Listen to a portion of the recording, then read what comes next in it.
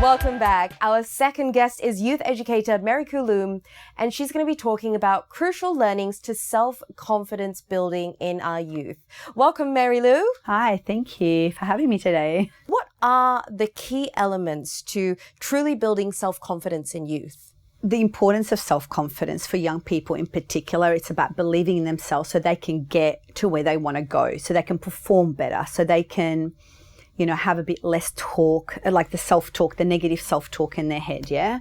Which happens a lot with young people, especially today. You've got the influence of influencers online. You've got the comparison that they see all around them constantly. Again, the online things that are in their face all the time. So that really plays on their confidence in big ways. I've worked with kids that are absolutely stunning, gorgeous, and they think there's all these things wrong with them because they compare themselves to all these things, right? Again, when we were younger, we would have the magazines that we would look at, but then we can shut them, put them away. Whereas now these things are in their face and they're being targeted with the algorithm constantly. Now, the key elements to building up that confidence, for me, number one is knowing what they actually value in life. What is important to them individually as a young person, and then start aligning their actions with those values and coming back to how do they talk to themselves. Yeah, so a lot of times, I'll say to young people now, if you believe you are crap, is that true? And a young person will go, oh, no. And I'm like, well, actually it is. That inner dialogue, that inner self-talk that happens is really, really powerful. So it's about teaching children, you don't have to believe everything your brain tells you, and who are you comparing yourself to, and where are your actual values. And these are, for me, the key elements in building up the confidence when you understand that. So the problem in society as well is that a lot of adults come in telling kids what they need to do to be confident, but we don't look at these key elements, which is understanding your values, the language that you speak to yourself with, whether it's negative or positive, and the way you carry yourself. And just changing those three things, or understanding those three things, is what actually is needed to build that self-confidence up. And then taking that repeated action. So when you do that repeated action, like something you're not confident with to begin with, or you believed in a negative way about yourself, the more you repeat that positive action, the more you're going to get confident doing it. And this is what I want people to understand as well. Confidence is a soft skill. It's not like 1 + 1 = 2 and that's it. I know how to do that. It's done. I'm confident speaking in front of people, but I'm not confident working on a car. I have no idea what to do if I was to open a bonnet and try to work on a car. And I think children in particular, and adults too, forget this, but they think, oh, I must be confidence is, I'm confident at everything. It doesn't work that way. It's you've got to build the skills in that area. And when it comes to self-confidence, it is definitely about your values, understanding those and what's important to you so that you're not driven by what other people think you should be like. The way you speak to yourself determines a lot, and the way that you carry yourself, yeah? So what do you feel like are some of the most powerful lessons or tools that you've found really help young people strengthen their self-belief and resilience? So the brain is always looking for evidence to support whatever it believes. So if you believe you're crap as a young person, or even as an adult, but if you believe you're crap, then you're going to go look for the evidence that's going to tell you that you're crap.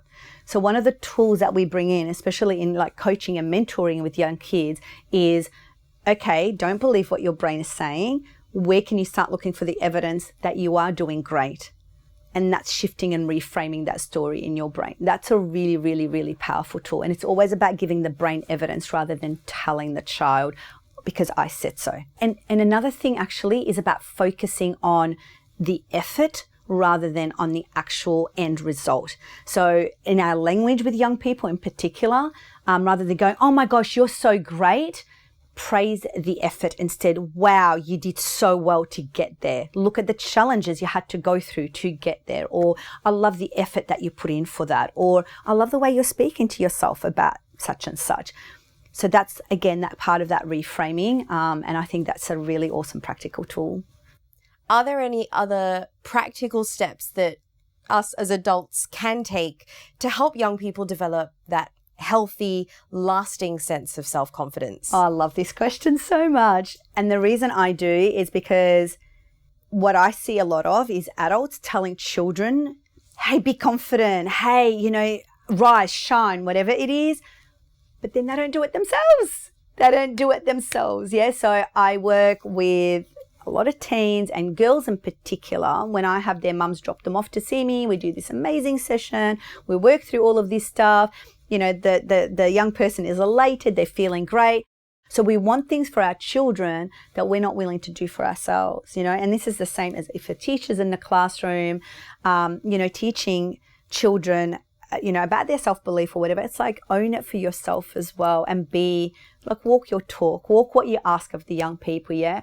I know one of the challenges in Australia in particular that we have is the tall poppy syndrome.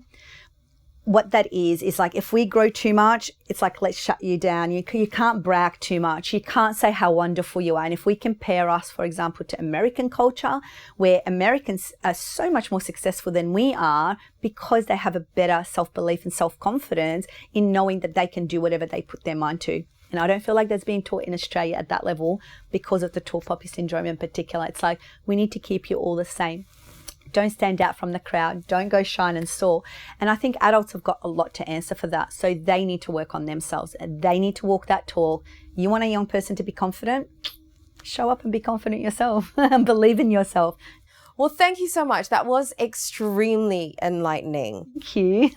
If you would like to know more about crucial learnings to building up the self-confidence in our youth or more about Marilou, you can visit her webpage on our website, healthwellbeingandlifestyle.com.au.